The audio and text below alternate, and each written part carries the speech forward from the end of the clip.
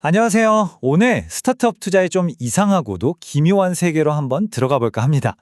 아니, 세상에서 제일 똑똑하다는 투자자들 있잖아요. 근데 왜 가끔 보면 저걸 저 돈 주고 산다고 싶은 진짜 비합리적으로 보이는 결정을 내리는 걸까요? 오늘 그 흥미로운 속사정 한번 제대로 파헤쳐 보겠습니다. 바로 시작하죠. 자, 바로 이 수수께끼부터 한번 풀어보죠. 진짜 똑똑하고 뭐랄까 돈 냄새는 기가 막히게 맡는다는 벤처 캐피탈리스트들, 우리가 보통 VC라고 부르죠. 이 사람들이 왜 맨날 스타트업에 터무니없이 비싼 값을 치르는 걸까요? 그냥 보면 완전 비합리적인 행동인데 이게 사실은 그들만의 생존 전략이라고 합니다. 어떻게 그게 가능한지 지금부터 한번 알아볼게요. 자, 그 첫 번째 단서는 바로 놓치는 것에 대한 두려움. 요즘 말로 포모라고 하죠. 우리 모두 어느 정도는 갖고 있는 감정이잖아요. 근데요, 이 벤처 캐피털 세계에서 포머는 그냥 나만 뒤처지는 거 아니야? 하는 그런 감정의 문제가 아니에요. 이건 말 그대로 자기 커리어 전체를 그냥 통째로 뒤흔들어 버릴 수 있는 아주 심각한 딜레마가 됩니다. 이 문제의 핵심을 파고들면 경제학이나 게임 이론에서 아주 유명한 개념이 나오는데요. 바로 죄수의 딜레마입니다.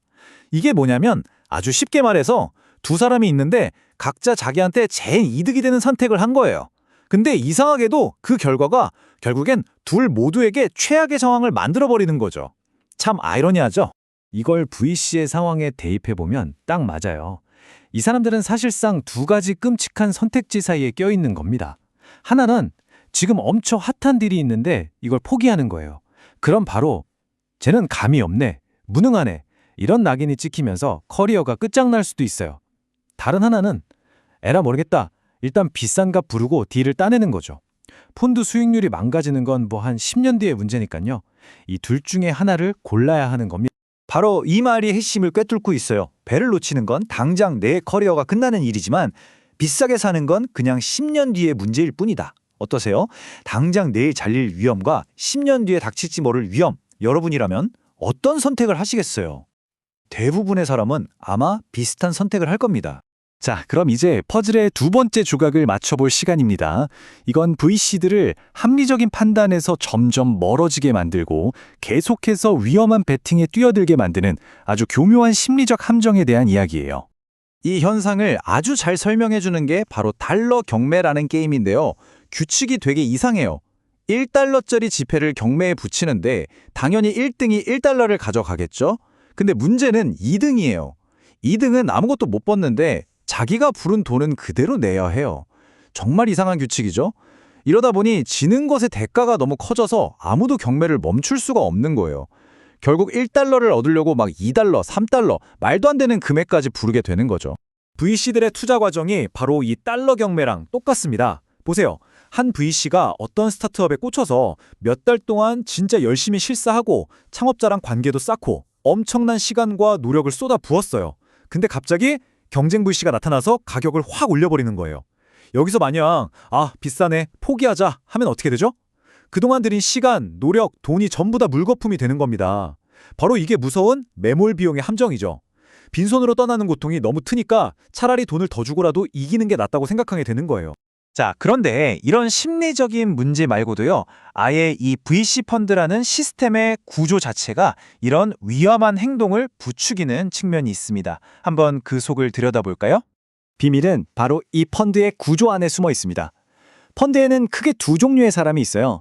돈을 대는 투자자, 이걸 LP라고 부르고요. 그리고 그 돈을 실제로 굴리는 펀드 매니저, 즉 GP가 있습니다. 문제는 이 둘의 목표가 서로 완전히 다르다는 데 있어요. 이걸 대리인 문제라고도 하죠.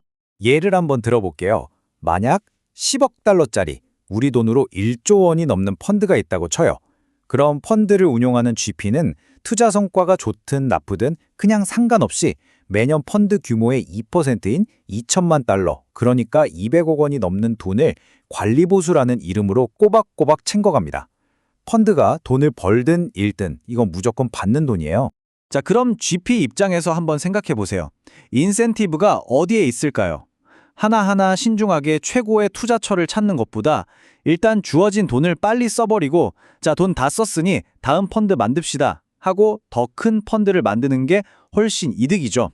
왜냐하면 펀드 규모가 커질수록 자기 주머니에 들어오는 관리 보수도 어마어마하게 커지니까요.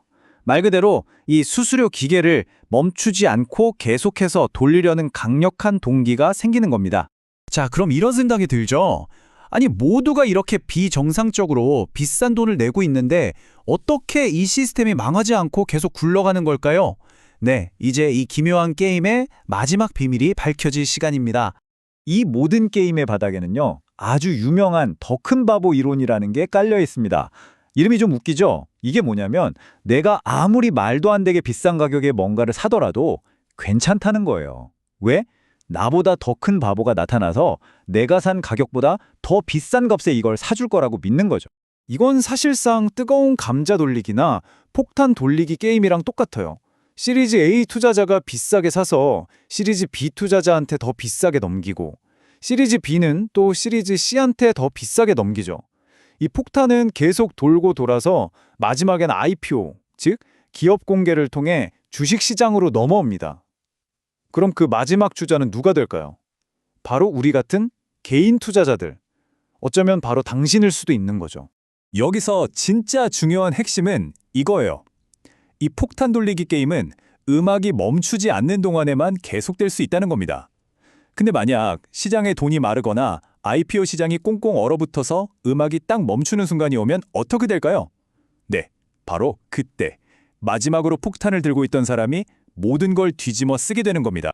그래서 오늘 우리가 던져야 할 마지막 질문은 바로 이겁니다.